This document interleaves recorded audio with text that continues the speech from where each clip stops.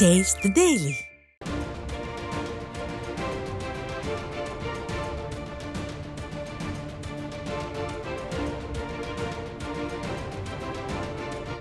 அண்மை செய்தி.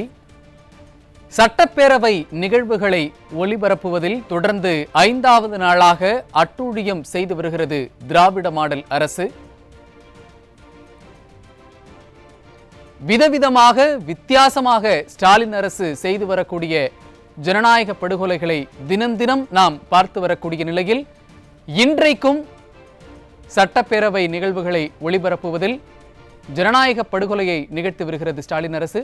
அதன் விவரங்களை வழங்குவதற்காக நமது தலைமை செய்தியாளர் ஜெயக்குமார் இணைந்திருக்கிறார். அவரிடம் கேட்கலாம். ஜெயக்குமார், வணக்கம். ஸ்டாலின் அரசு செய்யக்கூடிய அந்த விதவிதமான ஜனநாயக படுகொலைகள் என்னென்ன விவரங்கள்? கண்டிப்பாக அனைத்திந்திய அண்ணா திராவிட முன்னேற்ற கழகத்தினுடைய சட்டமன்ற உறுப்பினர்கள் இன்றைக்கு சட்டப்பேரவையிலே 5வது நாளாக யார் அந்த சார் என்கிற ஸ்டிக்கரை ஒட்டி சென்றிருக்கிறார்கள். அந்த அனைத்திந்திய அண்ணா திராவிட முன்னேற்ற கழகத்தினுடைய சட்டமன்ற உறுப்பினர்கள் அந்த வீடியோ பதிவில் தெளிவாக தெரிந்துவிடக் கூடாது, அவர்கள் எழுப்புகிற மக்கள் பிரச்சனைகளை மக்கள் அறிந்து கொள்ளக்கூடாது என்கிற ஒரு குறுகிய மனப்பான்மையோடு அவர்கள் பேசுகிற போது ஒரு குறுகலான, அதாவது அந்த சட்டப்பேரவையினுடைய வளாகம் முழுமையாக ஒய்டாக அந்த காட்சி காண்பிக்கப்படுகிறது. அதே திமுகவை சேர்ந்த சபாநாயகர்கள் இருந்து முதலமைச்சரிலிருந்து அமைச்சர்கள் வரை யார் பேசினாலும் அவர்கள் பேசுவதை மிக தெளிவாக, அதாவது க்ளோஸ் அப் என்று சொல்லப்படுகின்ற அந்த காட்சிகள் மூலமாக காட்டப்படுகிறது. இது ஜனநாயகத்தினுடைய மாண்பை, சட்டமன்றத்தினுடைய மாண்பை, சட்டப்பேரவையினுடைய மாண்பை குழி தோண்டி புதைக்கக்கூடிய ஒரு விஷயமாகவே பார்க்கப்படுகிறது. தொடர்ந்து கடந்த 4 நாட்களாக அதிமுகவினுடைய பொதுச் செயலாளர் முதல் சட்டமன்ற உறுப்பினர் வரை பேசுவதை தொடர்ந்து நேரலை துண்டிக்கப்பட்டது.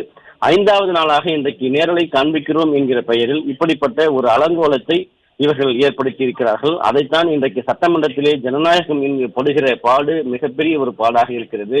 திமுக ஆட்சியிலே ஜனநாயகம் குழி தோண்டி புதைக்கப்பட்டிருக்கிறது. அண்ணா பல்கலைக்கழகத்திலே 2ஆம் ஆண்டு படிக்கக்கூடிய மாணவி பாலியல் வன்கொடுமை செய்யப்பட்ட சம்பவத்தில் யார் அந்த சார் என்கிற வாசகம் அடங்கிய ஒரு ஸ்டிக்கர் ஆட்சியாக திமுக ஆட்சி இருக்கிறது. அதிமுக கொண்டு வந்த திட்டங்களை மட்டும் ஸ்டிக்கர் ஒட்டி திறக்கக்கூடிய ஒரு அவலம் இந்த ஆட்சியில் அரங்கேறி கொண்டிருக்கிறது.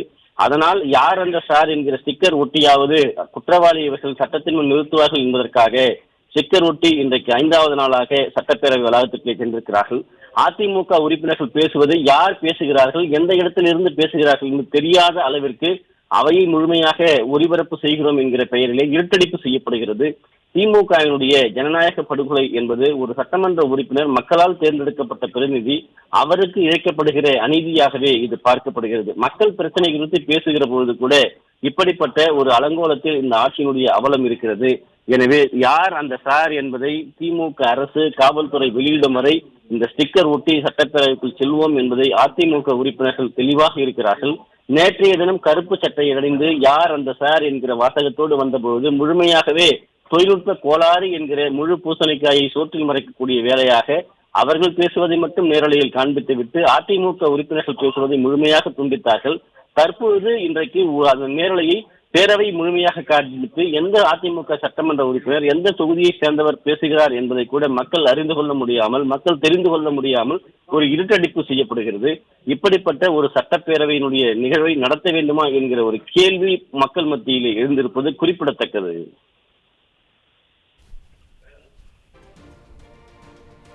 இணைப்பில் இணைந்து விவரங்களை வழங்கியமைக்கு நன்றி ஜெயக்குமார்.